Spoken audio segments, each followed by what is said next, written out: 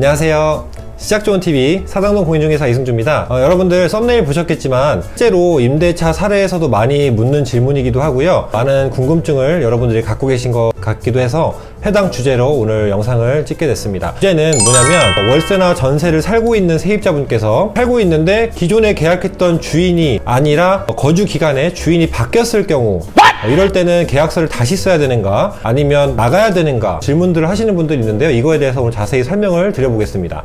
자, 결론부터 말씀드리면 두 가지 방법이 있습니다. 먼저 첫 번째로는 해당 주인에게 기존 집주인하고만 계약관계를 성립을 하고 싶고 새로운 주인과는 관계를 유지하고 싶지 않다 라고 하시면 그냥 기존 주인에게 보증금을 요청하셔서 반환을 받으시고 퇴거하시는 방법이 있습니다. 이 방법보다 두 번째 경우가 훨씬 많은데요.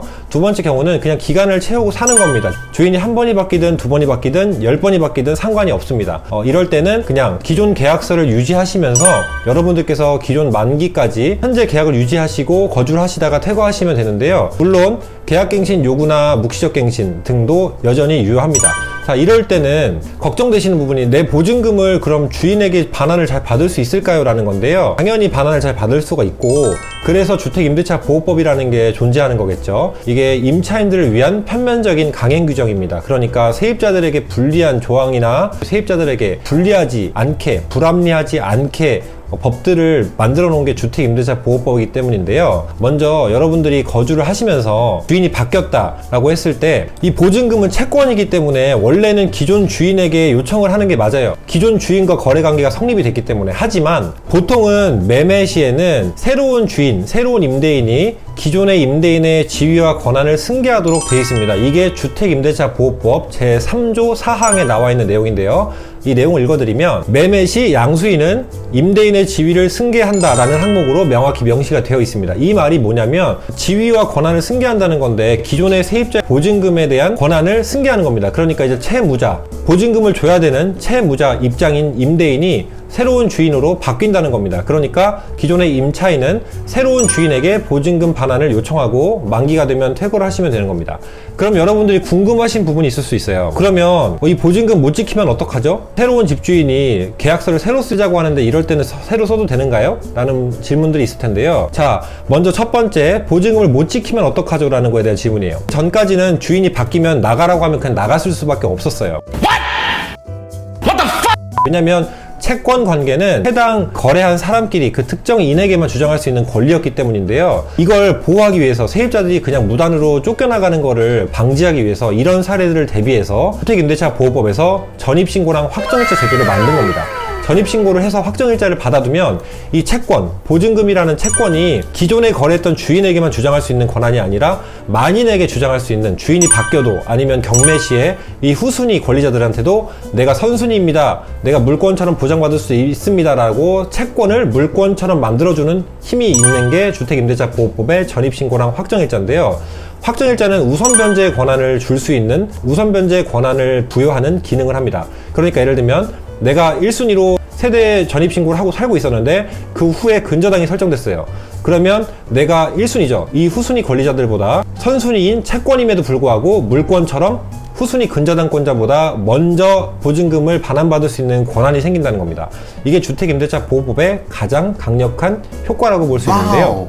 그 말인 즉슨 주인이 바뀌어도 나가라고 할 수가 없다는 겁니다. 기간을 무조건 존속시키게 되어 있습니다. 이 부분에 대해서는 걱정 안 하셔도 된다는 말씀 먼저 드리고, 두 번째, 계약서를 새로 쓰자고 하는데 어떻게 하냐라고 하는 건데, 계약서를 새로 쓰자고 하면 쓰시면 돼요. 근데 새로 안 쓰셔도 기존의 계약서의 권한을, 기존 임대인의 권한을 새로운 임대인이 부여, 승계받은 거기 때문에 그 효력은 그대로 유지가 되지만, 새로운 임대인이 예를 들면 이런 사례가 있죠. 보증금을 이제 계약기간이 만료가 돼서 계속 살라고 하긴 하는데 보증금을 좀 높이겠다, 아니면 월세를 높이겠다, 증액하는 부분이 있습니다. 이 증액할 때 어떻게 하면 되냐면, 여러분들이 기존의 주인과 이전 주인과 계약했던 계약서 그대로 유지하셔야 돼요. 왜냐면 거기다 확정일자를 꽉 받았죠. 그러면 그 확정일자를 받은 전입신고일과 확정일자를 받은 날짜는 그대로 유효하게 효력이 있는 상태예요. 그런 상태에서 여러분이 증액을 하는 부분이 있죠. 예를 들면 보증금 2억에 살고 있었다. 근데 새로운 주인이 보증금 2억 5천으로 증액 요청을 한다라고 했을 때는 기존에 2억을 받았던 그 전입신고 확정일자 계약서는 그대로 두시고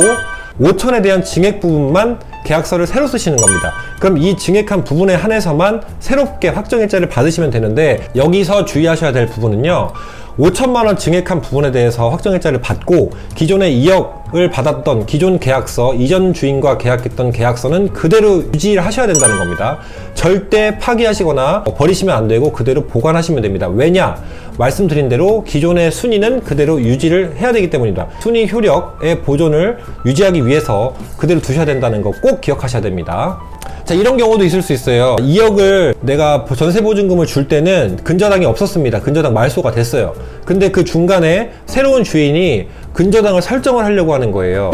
이럴 때 만약에 여러분들이 기존 계약서를 파기한다라고 하면 이 선순위였던 여러분들의 권한이 새롭게 전입신고를 함으로써 후순위로 밀려나는 겁니다. 그렇게 되면 여러분들이 여기 있던 순위가 근저당권보다 후순위로 밀려나면서 새롭게 전입신고 확정일자를 받으시면 이렇게 되는 거예요. 그러니까 이건 유지하시면서 근저당보다 증액하는 보증금 일자를 먼저 하는 걸로 말씀을 하시고 특약사항에 기재를 하신 다음에 그 다음에 근저당을 받아도 받을 수 있게 만들어 놔야 됩니다. 이거 꼭 기억하시면 좋을 것 같고요.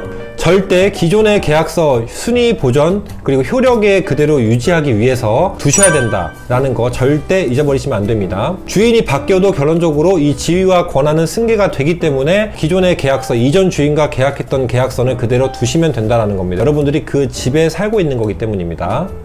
자, 이게 되게 일반적인 경우가 많아요. 그러니까 예를 들면 매매 시 여러분들 물건 보시면 세 끼고 전세 끼고 매매, 월세 끼고 매매 이런 글들 많이 보셨을 텐데 이 세를 끼고 사는 거예요. 그랬을 때 당연히 이런 권한이나 순위 보전이 효력이 유지가 돼야 임차인들이 안정적으로 보증금을 받고 나가겠죠. 그래서 이런 부분들 여러분들이 걱정하시는 부분들이 있어서 제가 영상을 찍은 거고, 제 정말 친한 형이 있는데 이 형이 작년에 중개를 해드렸어요. 근데 이 형이 지금 이 비슷한 케이스를 겪고 있어요. 얼마 전에 전화가 왔는데 기존에 계약했던 주인이 지금 1년 정도 됐는데 집을 파니까 만약에 새로운 주인이 보러 온다고 하면 좀 협조를 좀 해달라고 얘기를 들었다고 해요. 그래서 계약서를 새로 써야 되는지 아니면 이 부분이 문제가 없는지에 대해서 물어본 이력이 있어서 제가 이 사례를 바탕으로 영상을 찍은 거고요. 결론적으로 전입신고랑 확정일자 그리고 이 형 같은 경우는 보증보험도 잘 들어놨어요. 제대로 받고 있다면 현재 근저당이 없었던, 등기가 깨끗했던 상태이기 때문에 최우선 순위로 지금 1순위로 순위 보전의 효력이 남아있는 상태고, 주인이 바뀌면 이 보증금을 그대로 승계받기 때문에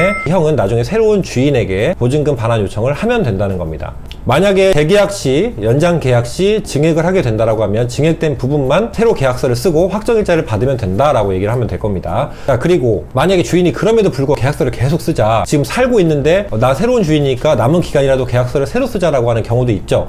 그럴 때는 똑같이 기존의 계약서는 유지하시되 두 가지 방법이 있는데, 기존의 계약서에 새로운 집주인의, 새로운 임대인의 인적사항과 자필 서명을 공란에 적는 방법이 있고, 두 번째는 새로운 계약서를 똑같이 쓰시는데 기존 계약서 위에 첨부하여 같이 갖고 계시는 방법입니다.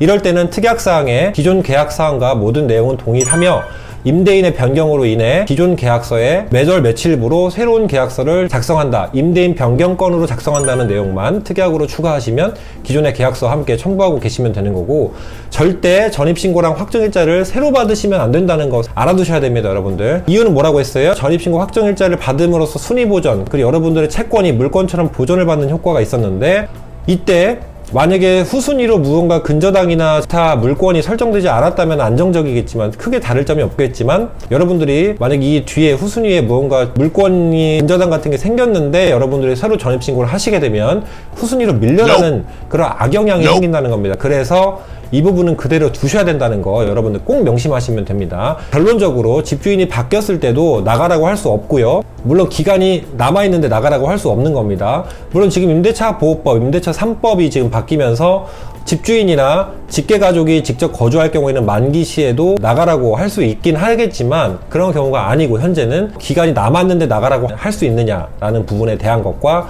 보증금이 변경됐을 때 혹은 내용이 변경됐을 때 기존 계약서는 어떻게 해야 되는가를 포커스로 가지고 제가 설명을 드린 겁니다. 그러니까 여러분들께서 크게 걱정 안 하시고 편하게 남은 기간 거주하시다가 새로운 주인이 만약에 더 살 거냐 물어봤을 때 여러분들이 계약갱신 요구를 똑같이 주장하시면 되는 거고, 그게 아니면 별 말이 없다, 기간 내에 말이 없었다고 하면 묵시적으로 갱신을 하면 되는 겁니다.